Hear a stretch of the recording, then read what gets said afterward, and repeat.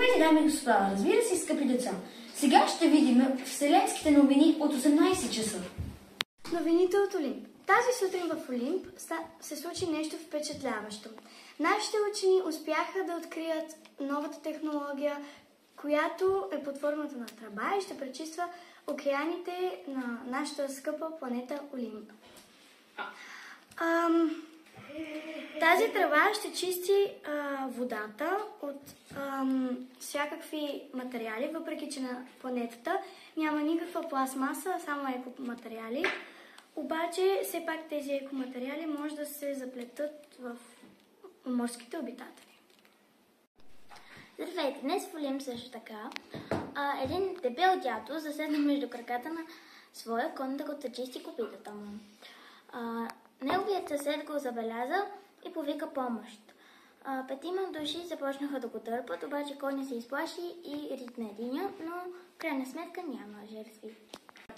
Извънредни новини от екватора. Глобалното затопляне се разраства. Дървета горят, животни умират, хора се дехидратират. Незабавно се обадете на най-близкия служебен пункт и се охладете. Окей, нека да променим темата, защото в момента Триан ще говори за футбол.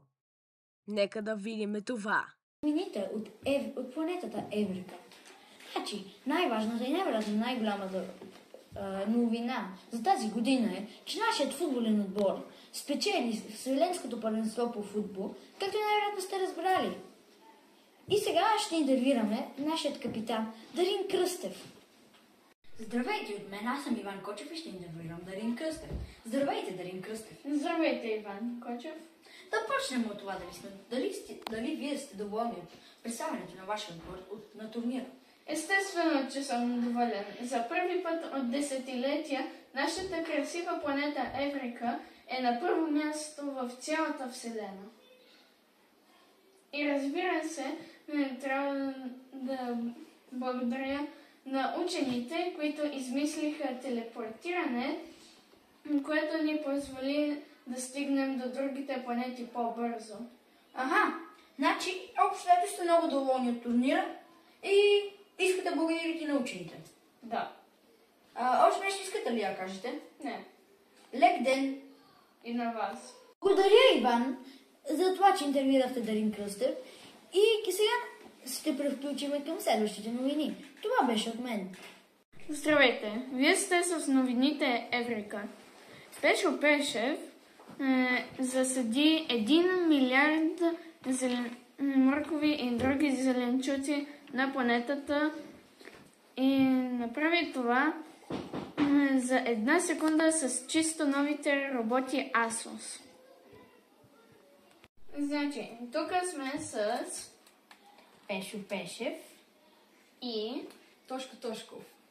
Значи, тези двама са братя. И кажете ни, как направихте този проект? Брат ми Тошко много го беше правил с Тръмп и Байдън 100 000 пъти и аз реших също да го направя, просто за удоволствие. И Тошко, как реши да го направиш това? Реших да го направя за забава.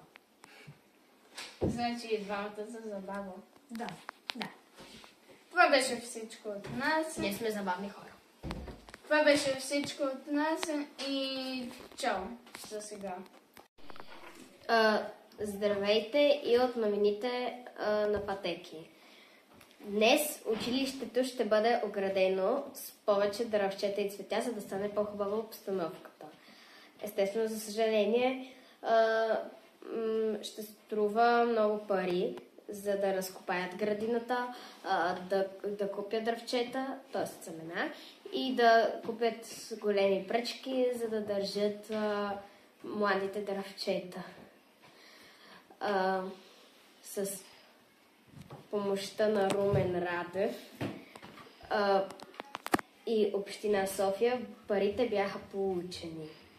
Здравейте хора, в днешното интервю аз, Ян Пламенов Джендов, ще ви кажа за пътеки. Значи най-накрая имаме макбукове, мишки за макбуковете по-скоро. И това е най-доброто нещо в пътеки, дето е ставало доста време. И най-накрая, освен това, ще може да дадем дъвки. Дъвки, да ги дъвчаме. Дъвките. Значи, има взето в пътеки, най-накрая ще е поправено и ремонтирано, да няма никакви дупки в стените, да няма никакви пирони на земята и така нататък. Ще имаме ретро игри, за да децата може да се забавляват, докато е в 5 часа и ще имаме часове за Fortnite. Най-накрая! Fortnite часове, хора! Ще може да играете с мене. Това е. Това бяха всички новини за днес и лека вечер от нас всички.